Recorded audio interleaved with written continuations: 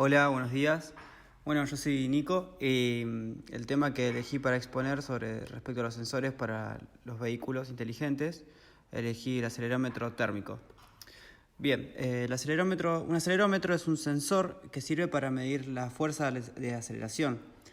La aceleración puede ser estática o dinámica y estos sensores son muy útiles a la hora de medir vibraciones o movimientos de un sistema. Hay diversos tipos de acelerómetros. Estos son capacitivos, mecánicos, piezoresistivos, térmicos y piezoeléctricos. No todos tienen el mismo fin, todos tienen diversas aplicaciones y condiciones de uso, ¿no? Independientemente del tipo al que pertenezcan los acelerómetros, tienen el mismo principio de funcionamiento, que es capaz de medir el desplazamiento de sus componentes para medir la aceleración. Los componentes generalmente van a ser resortes, sensores o placas. Bueno, ¿cómo funcionan? El funcionamiento depende de su tipo, ya que las composiciones son distintas, pero siempre cumple una función principal, que es medir el desplazamiento de estas placas o resortes que les mencionaba recién. Bueno, en definitiva, el acelerómetro térmico utiliza un sustrato de silicio en el que se hace un hueco para meter una pequeña resistencia que hace de calentador, con dos termopares en los extremos. Con esta estructura se consigue que se forme una cavidad de aire caliente que se la denomina burbuja sobre los termopares. Bueno, la principal característica de estos dispositivos es que tienen solo un elemento móvil, que es la burbuja diminuta de aire caliente que les dije recién, que está herméticamente sellada dentro de la cavidad en el encapsulado del sensor. Cuando una fuerza externa, ya sea como el movimiento, la inclinación o una vibración es aplicada al sistema, esta burbuja se mueve de una forma análoga al mismo, es decir, se mueve junto con el sistema. Y el cambio de estado dentro de la cavidad del integrado produce un voltaje que es función de la diferencia de temperatura y que luego esta señal analógica, tras ser amplificada, condicionada, se proporciona como salida de un valor de voltaje absoluto.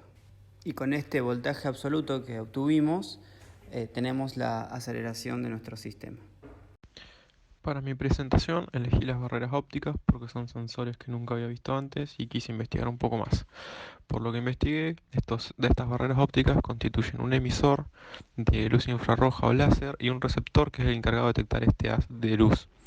¿Cómo funcionan estas barreras? Cuando un objeto interrumpe el haz, generan algún tipo de modificación en su señal de salida, lo que permite detectar que un objeto atravesó la barrera y así actuar en consecuencia. Según su funcionamiento, las barreras se pueden clasificar en tres tipos distintos, según su forma de detección. Estos son sensores de haz directos, sensores de reflexión difusa y sensores retroreflectantes. En las barreras de sensores de haz directo, lo que ocurre es que el emisor y el receptor se instalan enfrentados, por lo que cuando un objeto interrumpe el haz en el receptor en el lado contrario, se indica esto de alguna manera. En los sensores de reflexión difusa, el emisor y el receptor se encuentran en la misma carcasa y por lo general la luz no regresa al receptor. Entonces, cuando un objeto interrumpe el haz, refleja luz sobre el receptor y es allí donde se detecta el objeto. Y por último, los sensores retroreflectantes son los que el emisor y el receptor están instalados en la misma carcasa y la luz del emisor normalmente se ve reflejada por un medio reflector instalado en el lado opuesto. Es decir, como en el primer caso se tenía el receptor en el lado opuesto, ahora se coloca una pantalla reflectante que refleja la luz de nuevo al receptor. Entonces, cuando un objeto interrumpe el haz, la intensidad de la luz se ve reducida y es allí cuando se detecta dicho objeto. Estas configuraciones de barreras ópticas son muy usadas hoy en día en la industria, ya que permiten por un muy bajo costo detectar objetos a través de cintas transportadoras o bien detectar cuando gente pasa por zonas que no son permitidas. A su vez, es muy fácil colocar este tipo de receptores o emisores en vehículos para operar en cualquier tipo de terreno, ya que con la colocación de receptores o emisores en distintos puntos del lugar donde vaya a trabajar el vehículo, es muy fácil permitirle ubicarse, como también detectar objetos, evitar colisiones o, como se dijo con las personas, evitar que éste entre a ubicaciones que no tiene permitida, ya sea por riesgo o por seguridad del personal. Muy buenas a todos. Alejandro Villa acá. Yo voy a hablarles del encoder capacitivo. Bueno, primero que nada, un encoder es un dispositivo que proporciona una salida electrónica en proporción al ángulo o a la variación de ángulo. En particular, el encoder capacitivo usa el cambio de ángulo de la capacitancia de un capacitor para medir esta variación en el ángulo. Por lo general, los elementos del sensor están dispuestos de forma tal que la capacitancia cambia de acuerdo al desplazamiento relativo a los platos estacionarios del capacitor. Estos encoders pueden ser del tipo incremental o absoluto. Incremental significa que indica cambio de ángulo, es decir, no indica su posición angular hasta que se le da un punto de referencia a partir del cual medir. Es decir, requieren una calibración inicial. Y los absolutos son los que comienzan a medir apenas se encienden, es decir, que no se necesita ningún punto de referencia. Posee una resolución similar a la de los encoders ópticos, con la ventaja de que estos son mucho más robustos, comparables en robustez con los encoders magnéticos. Esto es porque no requieren discos ópticos, son menos susceptibles a contaminación, menos influenciados por variaciones de temperatura. Además no tienen LED que quemar, por lo tanto tienen mucha mayor vida útil.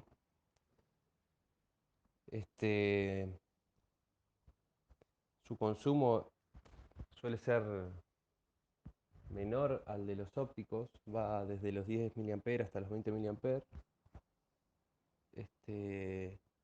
A su vez tiene ventaja con los magnéticos, ya que no se ven afectados por campos magnéticos externos, que son un tema cuando se necesita un encoder para un motor paso a paso, por ejemplo. Las desventajas de estos encoders es que presentan una cierta variación respecto a la temperatura y a la humedad, y que la acumulación de carga electrostática puede llevar a errores de medición en la posición. Estos encoders en un contexto de vehículos o robots pueden ser utilizados en cualquier motor de algún neumático para, por ejemplo, determinar la velocidad a la que se está moviendo un vehículo, o para determinar la posición si se tiene un punto de referencia inicial. También se podría agregar a cualquier articulación para determinar en qué ángulo está dispuesto. Bueno, básicamente se puede utilizar en cualquier tipo de eje rotacional, siempre y cuando no sean ambientes demasiado variables respecto a humedad y temperatura, porque como dije antes, tienen cierta sensibilidad a esos factores. Un caso particular, tengo el datasheet del AMT21. Este tiene un consumo de 16 mA, que es bastante accesible. Una buena resolución de 12 bits a un refresco de 25 microsegundos para 8000 revoluciones por minuto. O también está la opción de 14 bits a 100 microsegundos para 4000 revoluciones por minuto. Tiene buena exactitud de 0,2 grados. La temperatura, si bien dije que es un factor que le afecta, en este datasheet se puede ver que el rango de temperaturas que maneja es de menos 40 grados centígrados hasta los 105 grados centígrados. Por lo que estuve viendo, la comunicación que utilizan estos dispositivos es predominantemente serial. Suele ser de algún protocolo de los RS o SPI o alguno de esos.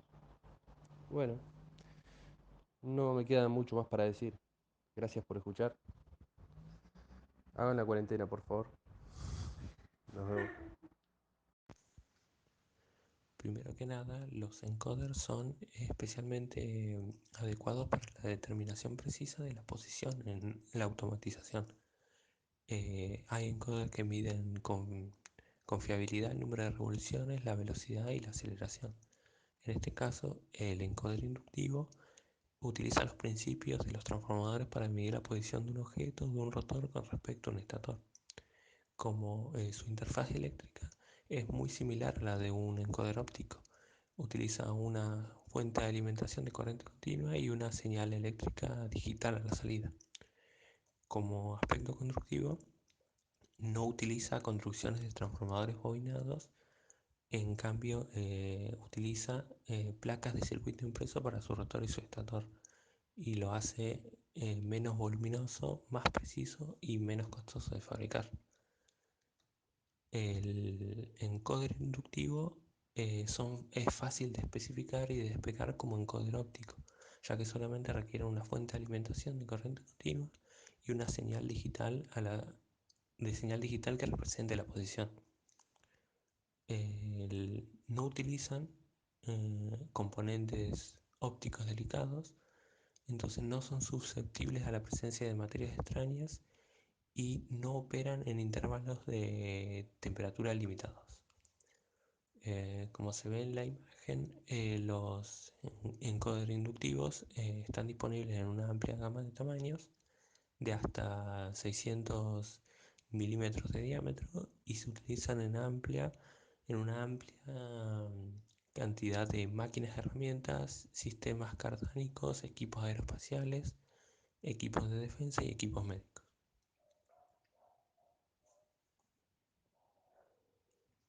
Buenas, me tocó exponer sobre los encoders magnéticos y para ello voy a dar una breve introducción de para qué se utilizan y cómo se implementan en un vehículo inteligente. Los encoders magnéticos se montan sobre el eje de la rueda, permitiéndonos así medir la velocidad angular y el sentido de giro. Esto nos sirve para retroalimentar el lazo y poder controlar cada rueda, si queremos, por separado, seteándole una velocidad distinta o eh, un sentido de giro distinto según lo que esté sucediendo. Por ejemplo, si una de las ruedas de nuestro vehículo se atasca, esto nos permitiría saberlo y frenar la corriente que estamos entregando a esa rueda, si el motor es eléctrico, y darle una mayor velocidad a las otras, permitiendo así salir de dicha situación. Ahora, al hablar de su implementación, se utilizan dos sensores de efecto Hall, lo cual nos permite medir el campo magnético y determinar la velocidad de giro y por el desfasaje entre las señales, determinar el sentido de giro de la rueda. Y el montaje se puede ver en la diapositiva.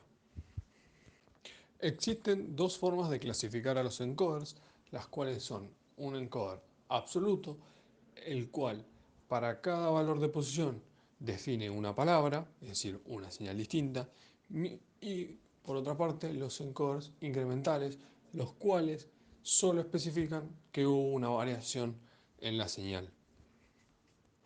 Los encoders magnéticos pueden ser de tipo absoluto o incremental.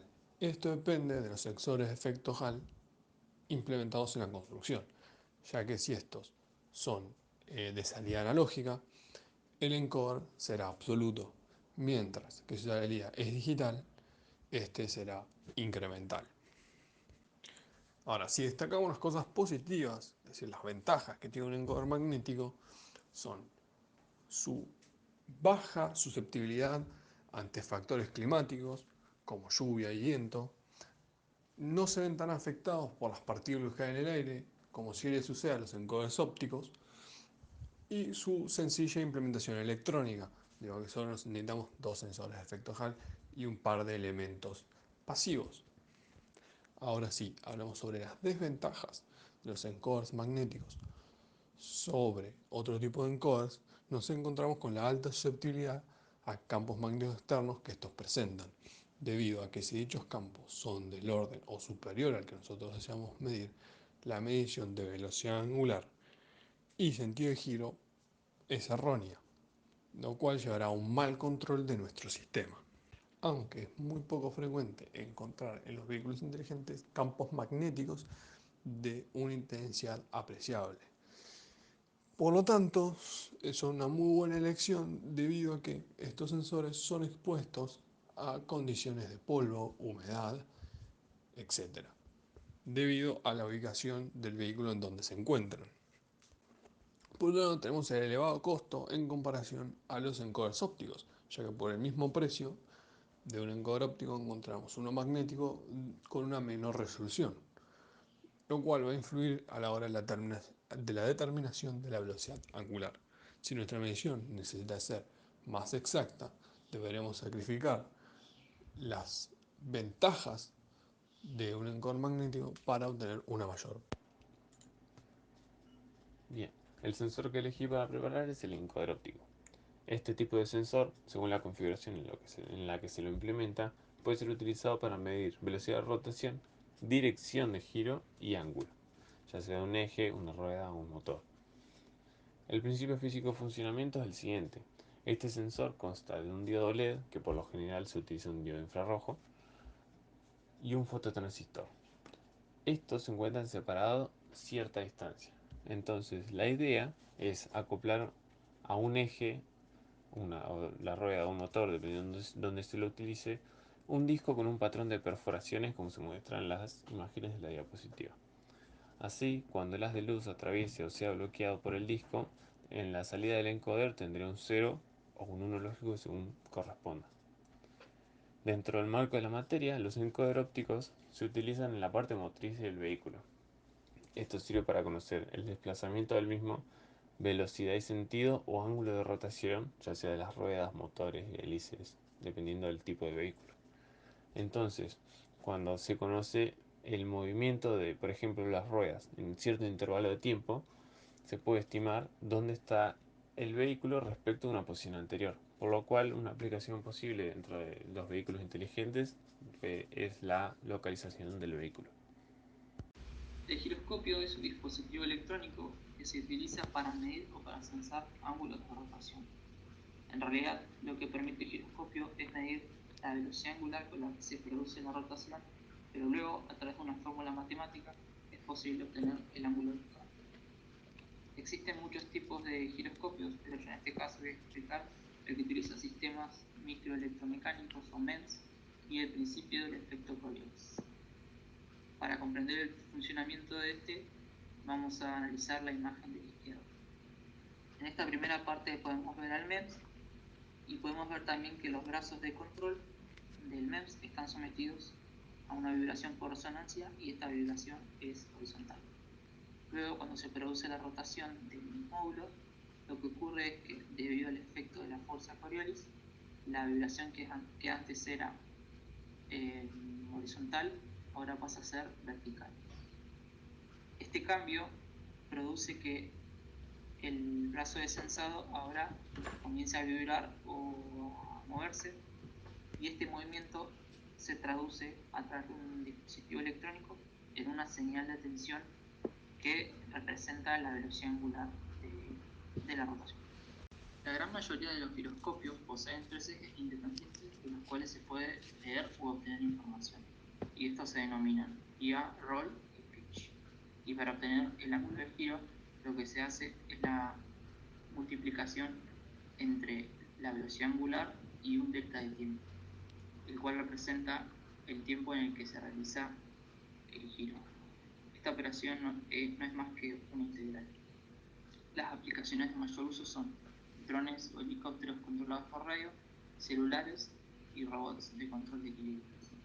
Y el gran problema que acarrea el uso de estos giroscopios es que a medida que transcurre el tiempo, la medida obtenida se va alejando cada vez más de la medida real. Esto se debe a que al utilizar un integral se va acumulando el error de lectura y el ruido, lo que produce que la medida no coincida. Incluso puede ocurrir que, aún manteniendo quieto el módulo o giroscopio, la medida que se obtiene cambie. El sensor que elegí en esta ocasión es el GPS o Global Positioning System. que se traduce al español como Sistema de Posicionamiento Global. Como indica su nombre, el objetivo de este sensor es determinar la posición de un objeto sobre la Tierra con algunos metros de posición, porque obviamente, como todo sensor, no es perfecto y puede tener error.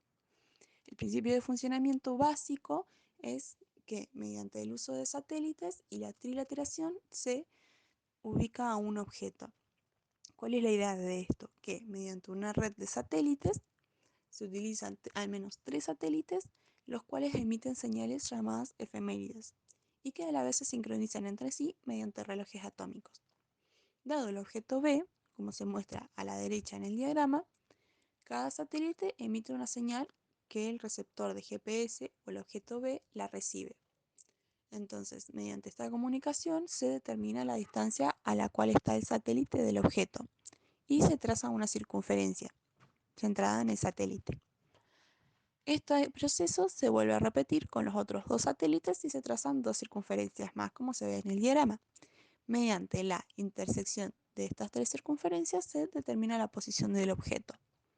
Por lo general se utiliza un cuarto satélite para poder corregir errores. Lógicamente, mientras más satélites se utilicen, mejor va a ser la medición del objeto. Entonces, este principio de funcionamiento obviamente es mucho más complejo porque hay todo un modelo matemático y físico detrás. Pero el básico es este, que es el uso de satélites y la trilateración, y no va más de ahí. Esta red de satélites, por lo menos la primera implementada, fue implementada por Estados Unidos. Otros países, como la Federación Rusa, como Europa e incluso China, ya están implementando y tienen puesto en marcha varios satélites que van a conformar a futuro su propio sistema de posicionamiento. El principio de este sensor, obviamente, fue para aplicación militar, pero con el tiempo se trasladó al uso civil, que hoy en día lo vemos prácticamente en todos lados y principalmente en los celulares. Pero bueno, en lo que concierne a nuestra materia, la materia de vehículos inteligentes, el objetivo de la aplicación, más bien dicho, del GPS es plenamente para la localización del objeto y el planeamiento de alguna trayectoria. El ejemplo más clásico que se le puede venir a cualquiera a la cabeza es el de un vehículo completamente autónomo, el cual necesitamos determinar cuál es su posición y probablemente trazarle alguna trayectoria para que vaya de un punto A a un punto B. Sin embargo, esto se puede expandir a muchos otros ámbitos, tales como la navegación marítima o aérea, por ejemplo, y también se lo puede llevar a otros objetivos, tales como la agricultura, por ejemplo, la agricultura de precisión, el salvamento y rescate, el deporte.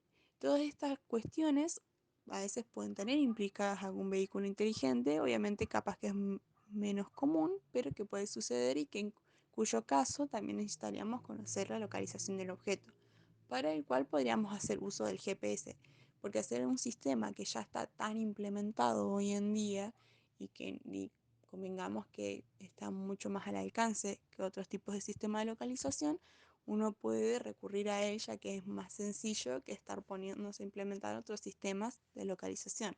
Obviamente, esto tiene sus limitaciones, pero bueno, como todo, dependiendo de la situación y de los factores que intervengan, se determinará si su uso es adecuado o no. Inclinómetros. Los inclinómetros o sensores de inclinación están pensados para la conversión de una magnitud física en una eléctrica. La magnitud eléctrica varía en función de ese movimiento. El inclinómetro mide el ángulo respecto a la posición horizontal.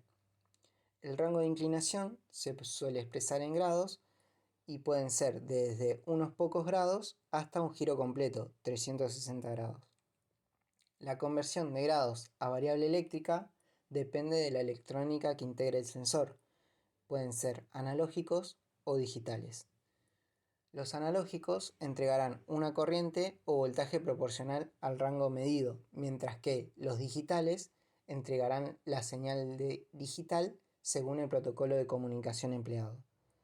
Según su tecnología, los inclinómetros se pueden clasificar en inclinómetros capacitivos, inclinómetros MEMS, servoinclinómetros, inclinómetros biaxiales, inclinómetros digitales, inclinómetros ATEX, referencia inercial IMU, alarma de inclinación, etc. El inclinómetro que vamos a desarrollar es el inclinómetro con tecnología capacitiva MEMS, en el cual su principio de funcionamiento se basa en que la variación de inclinación se traduce en una variación de capacidad entre las placas del sensor, que actuando como un condensador varía la señal de salida. La tecnología MEMS agrega que estos sensores se fabrican con un elemento sensor micromecanizado, al cual se le añade electrónica de acondicionamiento y todo esto se encapsula en una carcasa de plástico, aluminio o acero inoxidable, consiguiendo así un inclinómetro más robusto con alta protección electromagnética y ambiental. Aprovechando las características de esta tecnología, existen modelos capacitivos con dieléctrico líquido, el cual filtran las vibraciones mecánicas del conjunto donde está montado el sensor, lo que lo hace inmune frente a las vibraciones. La salida, en el caso de inclinómetros analógicos, está amplificada de 0 a 5 volt o de 4 a 20 mA, contando también con una salida RS485 para aplicaciones en bus donde hay que montar varias unidades. Un ejemplo de aplicación sería el uso en uso de vehículos inteligentes, es por ejemplo en alguna moto inteligente a la hora de doblar y controlar la inclinación respecto a la velocidad que está circulando. En los autos sería algo parecido, pero con la suspensión, o en los trenes rápidos. Hola, mi nombre es Isaías Gatica y el sensor que voy a hablar es el LIDAR.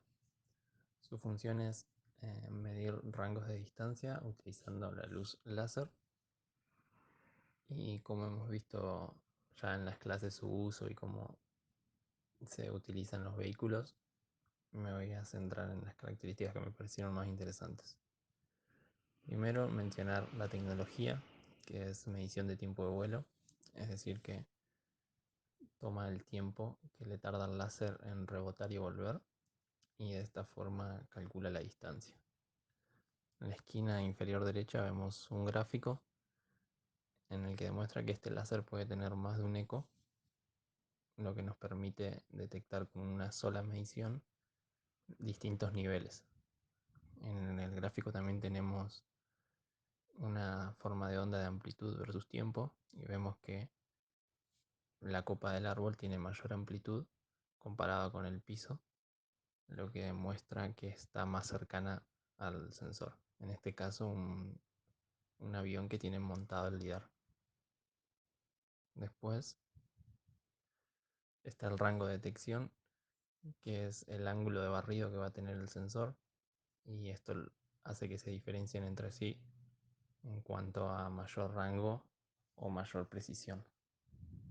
Después tenemos la tecnología multicanal, que es muy importante porque divide el ángulo vertical en diferentes planos, lo que nos da mejor opción de medición y más redundancia a la hora de medir.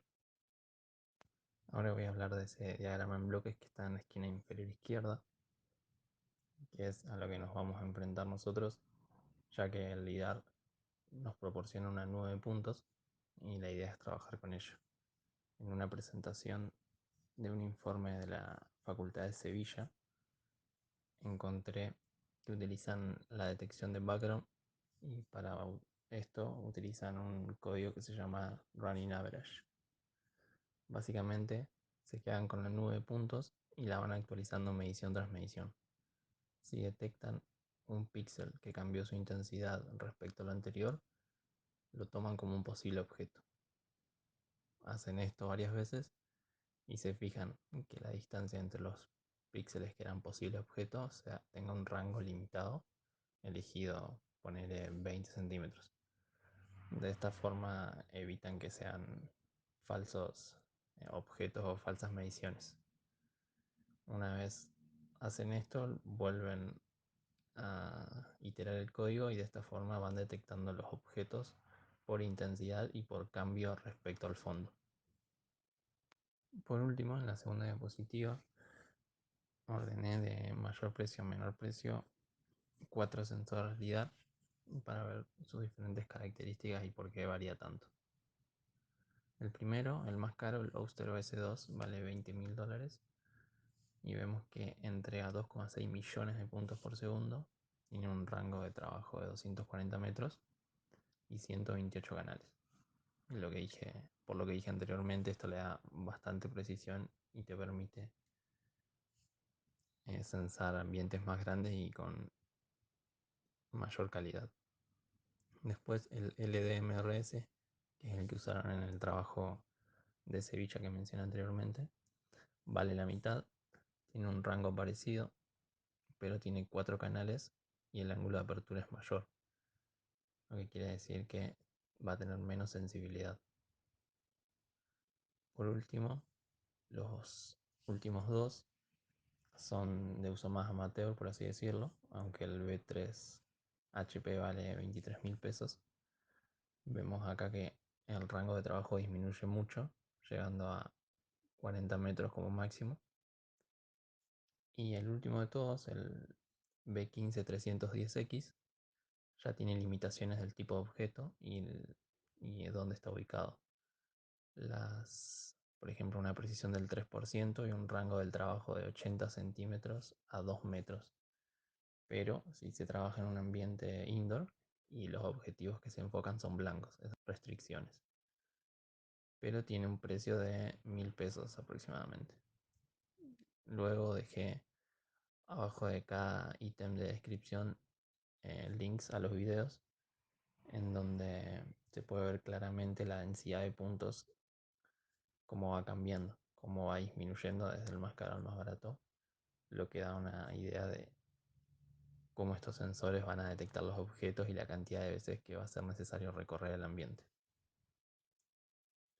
Bueno, eso es todo. Saludos. Pirómetro infrarrojo. A diferencia de los termómetros convencionales, los cuales miden la temperatura estando en contacto directo con la fuente o objeto a medir, los pirómetros determinan a distancia el valor de la temperatura vía la medición de energía emitida por el objeto en forma de radiación. El principio de funcionamiento se basa en la ley de Stefan Boltzmann, el cual relaciona la potencia emitida con la temperatura y el coeficiente de emisividad del cual depende del objeto. Como se puede ver en el diagrama de funcionamiento, el sistema se basa en una lente convergente, previa a ella un filtro de rayos infrarrojo, el cual tiene su foco en el dispositivo que mide la radiación y convierte dicha señal en una señal eléctrica, como puede ser corriente o voltaje. Luego esta señal es amplificada y se puede convertir, por ejemplo utilizando un procesador, en una señal digital para ser mostrada en una interfaz gráfica. También podemos ver que existe un parámetro a configurar que es la emisividad. Dicho coeficiente relaciona la energía emitida por el cuerpo a medir y un cuerpo negro ideal. Para tal ajuste existen métodos que permiten obtener el valor que se debería colocar. Sin embargo, hoy en día existen pirómetros que cuentan con un emisor de pulsos láser, el cual se dispara contra la superficie y se mide la cantidad de energía reflejada, determinando así automáticamente la emisividad y el ajuste necesario en la medición para poder así alcanzar una precisión de más o menos 3 grados centígrados dependiendo del sensor. Otro aspecto que se puede destacar de estos sensores es que tienen distintos anchos de bandas para efectuar la medición, y su elección va a depender de la situación en particular, dado que, por ejemplo, puede ser que cierto gas absorba algunos rayos en tal frecuencia y se pierda un poco de energía en ese caso, por ejemplo. Las hipótesis a considerar para su funcionamiento es que el ambiente se debe encontrar libre de interferencia, como puede ser polvo, gas, humedad, vapor, etc. Y que además no haya otras fuentes de emisión que puedan interferir con la medición. Existen distintas alternativas para medir estos posibles casos, como puede ser un sensor que tenga distintos cabezales, el cual pueda medir así todo el ambiente y así determinar si existen otros objetos que pueden estar interfiriendo en la medición. Para finalizar, su utilidad más importante es la de poder obtener la medición sin tener que estar en contacto con el objeto, lo cual puede ser muy útil en situaciones como puede ser incendios o envenenamientos del ambiente del objetivo.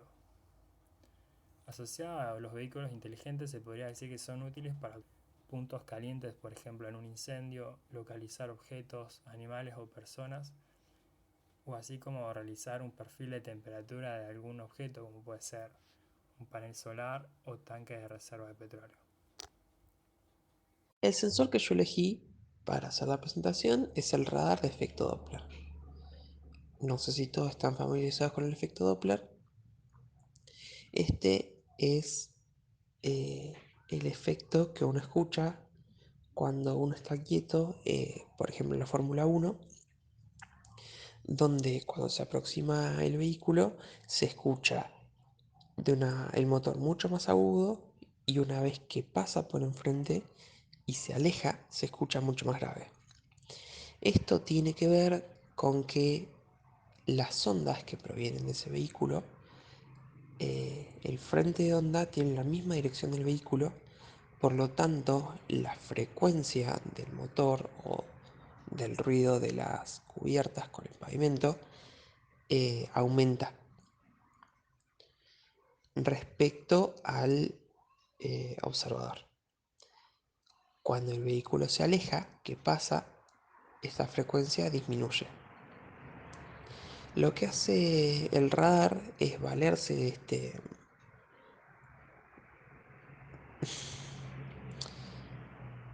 este fenómeno físico, perdón, no me salía la palabra, para hacer un análisis de la velocidad que tiene un objeto, un vehículo. Como se puede ver en la figura, donde el bloque azul es el radar, lo que hace el radar es emitir ondas a una frecuencia conocida hacia un vehículo, que es donde se ve la intersección de los vectores BD y BA. Al emitir las ondas, estas ondas rebotan sobre lo que se quiere estudiar y vuelven hacia el sensor a una velocidad BD, donde BD es la velocidad Doppler de esta frecuencia que vuelve de las ondas emitidas por el radar y luego las ondas reflejadas van a volver. BA es la velocidad que se quiere estimar del vehículo o del objeto, y alfa es el grado de incidencia que tiene la onda respecto de la trayectoria que lleva el vehículo. Bueno, y para calcular la velocidad BA que tiene el objeto, hay que seguir esa fórmula que se encuentra en la diapositiva, donde abajo se indica BA es la velocidad del objeto, BD es la velocidad de efecto Doppler, FD es esta variación de frecuencia que se va a medir, F0 la frecuencia emitida por el radar, y bueno, alfa es este ángulo conocido. Espero que haya sido clara la explicación y que hayan entendido todos. El problema que quise resolver es cómo encontrar un sensor que me permita no estrellarme con un UAV, dada la condición de, por ejemplo, el que hablábamos la otra vez del dron para combate de fuego. Ese es un dron que puede llegar a operar en un ambiente con humo o bueno, en un ambiente, digamos, donde se caen aviones que combaten incendios. Entonces, la idea es que si el UAV es autónomo y está navegando solo, dado que no puede disponer de las cámaras en ese caso, porque bueno, sería un tipo de imagen en un ambiente demasiado hostil. Bueno, la idea es encontrar un sensor que permita complementar el GNSS más la IMU, digamos, que es lo que se suele usar usualmente en drones de combate y en, bueno, en una amplia variedad de drones. Por lo tanto, la idea es poder emplear un altímetro, para no estrellarse y tener, digamos, más o menos un algoritmo hecho de que el dron salga de la zona hostil y que a partir de ahí, digamos, se pueda hacer la aproximación clásica con cámara para, por ejemplo, volver a aterrizarlo. Eh, em, y bueno, eso más o menos sería la utilización. Y terminé estudiando esto porque, bueno, primero busqué como conocía cómo era lo que usaban los aviones de combate hoy en día, que es el Phase Array, Pulse Doppler, no me acuerdo cuánto radar. Bueno, lo que buscaba era si habían miniaturizado digamos, el sensor AESA para para vehículos inteligentes, digamos, para un Tesla, por ejemplo. Y la realidad es que no, que eso no se hizo porque no conviene. Y además si uno ve, o sea, ese tipo de radar es muy bueno para detectar si hay algo en el cielo y a qué distancia, pero no es exactamente de gran resolución. Entonces si vos buscas en internet, por ejemplo en Rotterdam que se hizo, vos buscas el mapeo que se hizo mediante un radar AESA y lo comparás con el que podés encontrar con un LIDAR, sea de Riel o de la marca que sea. Riel es una marca muy buena, descubrí. La resolución que tiene no es tan buena, no te permite hacer un muy buen mapeado. Por lo tanto, esa tecnología no se miniaturizó y se utilizaron otras formas como este radar de onda continua. Y terminé estudiando esto porque, bueno, primero busqué como conocía cómo era lo que usaban los aviones de combate hoy en día, que es el Phase Array, Pulse Doppler, no me acuerdo cuánto radar. Bueno, lo que buscaba era si habían miniaturizado digamos, el sensor AESA para para vehículos inteligentes, digamos, para un Tesla, por ejemplo. Y la realidad es que no, que eso no se hizo porque no conviene. Y además si uno ve, o sea, ese tipo de radar es muy bueno para detectar si hay algo en el cielo y a qué distancia, pero no es exactamente de gran resolución. Entonces si vos buscas en internet, por ejemplo en Rotterdam que se hizo, vos buscas el mapeo que se hizo mediante un radar AESA y lo comparás con el que podés encontrar con un LIDAR, sea de Riel o de la marca que sea. Riel es una marca muy buena, descubrí. La resolución que tiene no es tan buena, no te permite hacer un muy buen mapeado. Por lo tanto, esa tecnología no se miniaturizó y se utilizaron otras formas como este radar de onda continua. Sobre el tipo este de radar, puede o no usar el efecto Doppler. Si lo usa, hay que leer el artículo de Wikipedia en inglés, está muy bueno. Si lo usa, te permite medir la velocidad relativa de los objetos que tiene alrededor. Por lo tanto, podría ser inclusive hasta el medidor que usan los policías para saber a qué velocidad va el auto. Bueno, ese podría ser por efecto Doppler, un Continuous Wave Frequency Modulated Radar, tranquilamente. Pero la idea es tener una idea de altura en este caso. Digamos, los dos tipos de modos de operación son completamente razonables. Y bueno, también le dice el artículo, se puede usar tanto en drones chiquititos por un valor de más o menos $100 a un dron extremadamente complicado de unos cuantos millones de dólares, digamos. Son distintos los receptores, eh, están planeados para otros rangos, etcétera, pero digamos hay un amplio abanico que puede hacer uso de esto, e inclusive si lo querés vincular con vehículos autónomos tipo un Tesla, digamos, también lo podrías hacer. No trabajan en las mismas frecuencias, pero sí usan un radar de este tipo. Los sensores ultrasónicos son sensores que se basan en usar ondas sonoras para medir la distancia a objetos. Usan un transductor que comúnmente está hecho de cristales piezoeléctricos, que son cristales no conductores que al ser cuando se les aplica una vibración mecánica, en ellos se genera una diferencia de potencial. Se emite una onda de una frecuencia mayor al rango audible, de ahí viene el nombre ultrasónico, y se mide el tiempo que tarda la onda en rebotar y ser captada de nuevo. Es el mismo principio de funcionamiento de los sonares. Los sensores en general devuelven, este tipo de sensores, devuelven el tiempo hasta que se recibe ese eco, por lo que la distancia se obtiene tomando tal valor, multiplicándolo por la velocidad del sonido en ese medio y dividiendo por 2. Se divide por 2 porque vos lo que tenés, el tiempo que te devuelve el sensor, es el tiempo de ida y de vuelta, y a vos te interesa el de ida.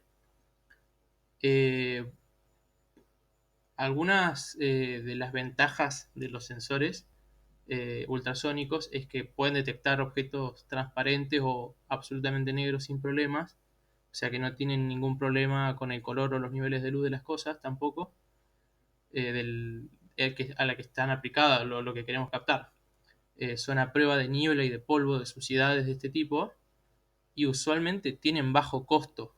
Usualmente el sensor que viene con el kit de Arduino está un par de dólares, y ese sensor tiene, si mal no recuerdo, un rango de 4 metros con un rango efectivo de 30 grados. Algunas desventajas son justamente que tienen corto rango usualmente al usar ondas mecánicas, como ese que tenía rango de 4 metros para una frecuencia de 40 kHz, y son muy susceptibles a perturbaciones y roces mecánicos. Tienen un montón de aplicaciones, por ejemplo en detección de objetos para evitar colisiones, en sistemas de estacionamiento por ese motivo. También se usan mucho en industria para medir niveles de líquidos en tanques, en distintos tipos de sistemas, y un montón de usos en automatización industrial como conteos o simples mediciones de distancia. Bueno, mi nombre es Demian Mavrich y el sensor que elegí se llama sonómetro.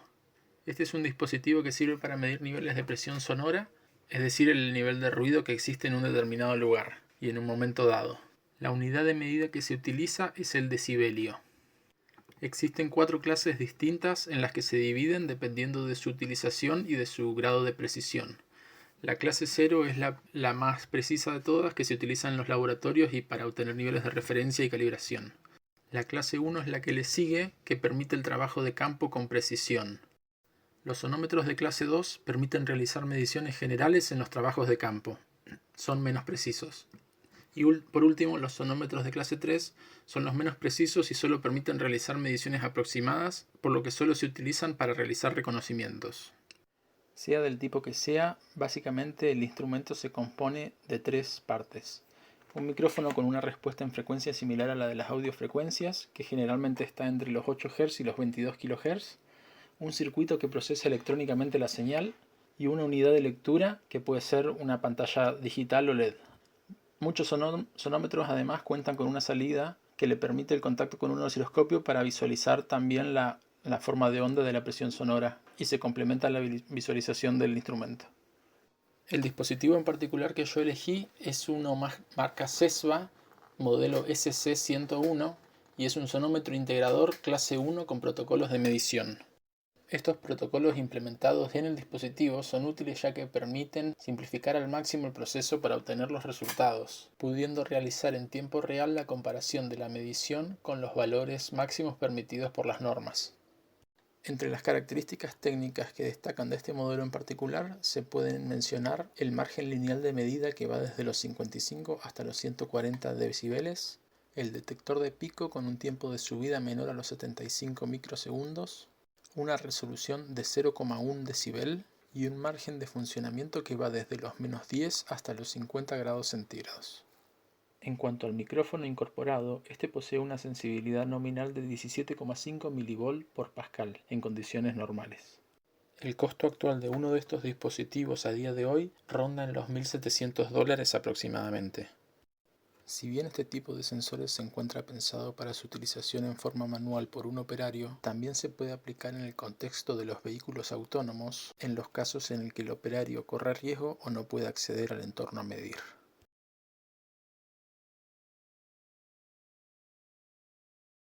Bueno, básicamente mi presentación consiste sobre el sistema LIDAR, que es Light Detection and Timing. Básicamente lo que hace esta tecnología es disparar un láser hacia los distintos objetos, o sea, hace un mapeo mediante láser y mide los tiempos que tarda la luz desde que se emite hasta que se la detecta el sensor de nuevo, y de esta manera lo que permite es hacer un mapeo de puntos que te hacen una lectura de todo el lugar que está alrededor del vehículo. En esencia es un conjunto de sensores de esta tecnología, ya que consiste de gas, láser propiamente dicho, y además un detector. Todo esto, generalmente, o sea, el láser que se utiliza para este tipo de tecnología es un infrarrojo, y está bueno porque permite hacer un mapeo de alrededor de 100 metros a la redonda del vehículo en sí. Bien. Los vehículos inteligentes básicamente se utiliza para darle visión al vehículo en sí. Muchos fabricantes optan por distintas tecnologías. Existen sensores que son del tipo fijo, como se ven a la izquierda de la presentación, y después tenés otros sensores que son de tipo giratorio, que te permiten una vista de 360 grados. Si bien estos sensores permiten un mayor rango de visión, tienen como desventaja que son más caros y además son mucho más complejos para adaptarlos en el diseño del vehículo. Entonces muchos fabricantes optan por los sensores fijos y además, bueno, por el tema del costo, o directamente no utilizar este tipo de tecnología. Otro tipo de aplicaciones que también encontré para este sensor son la de topografía, que básicamente se utiliza si se adapta este tipo de sensores a un dron o un avión o lo que sea. Se puede hacer relevamiento de terreno con precisiones del orden de los centímetros. Entonces estamos hablando que anteriormente se tenían precisiones del orden de los metros o de decenas de metros, y ahora se redujo con esta tecnología a el orden de centímetros del error, lo cual es bastante interesante.